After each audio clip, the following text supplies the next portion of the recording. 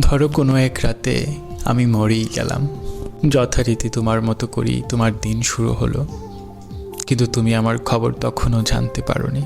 জানবে কি করে? বরাবরের মতোই আমাদের মনোমালিন্য চলছিল। সকালবেলা কেউ টেরই পেল না আমি নেই। সবাই ভাবলো রাত জেগেছে হয়তো, ঘুমাক আর একটু।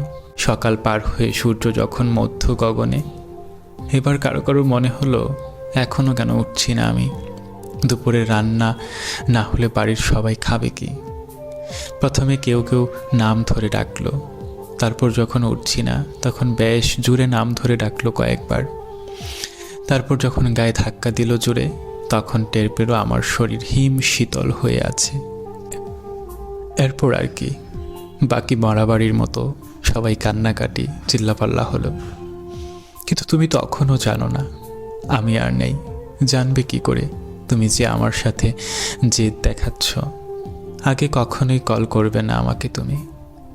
এর মাঝে দুপুর গড়িয়ে বিকেল প্রায়। এর ফাঁকে আমাকে আমার গন্তব্যে নিয়ে যাওয়ার প্রস্তুতি শেষ।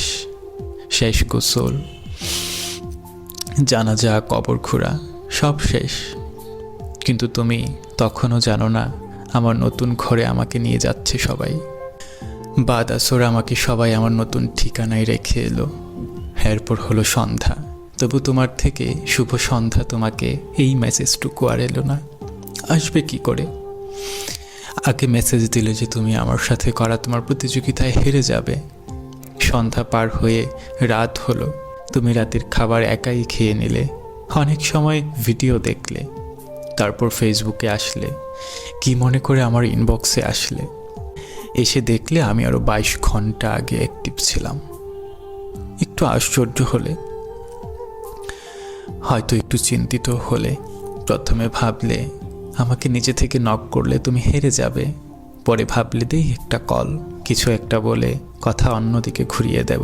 কল করলে আমার নাম্বার বন্ধ, আবার করলে আবার, অনেকবার চেষ্টা করলে, বেশ কয়েকবার করলে, কিন্তু নাম্বার বন্ধ দেখাচ্ছে।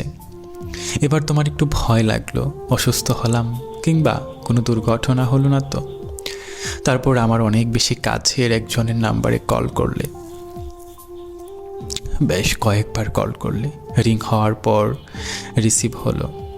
হ্যালো বলল প্রিয় মানুষটা আমার, কিন্তু কান্না বেচা কণ্ঠস্বর।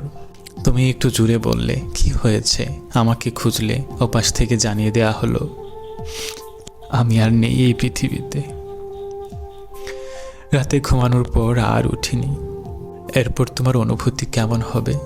অবাক হবে, চিৎকার করে উঠবে, নাকি আপদ বিদায় হয়েছে ভেবে স্বস্তি পাবে?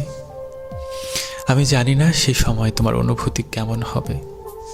শুধু আমি জানি আমার সাথে ইগো নামক যে প্রতিযোগিতায় নেমেছিলে তুমি, আমি এই পৃথিবী থেকে বিদায় নিয়ে সেই প্রতিযোগিতায় তোমাকে হারিয়ে দিয়ে যাব।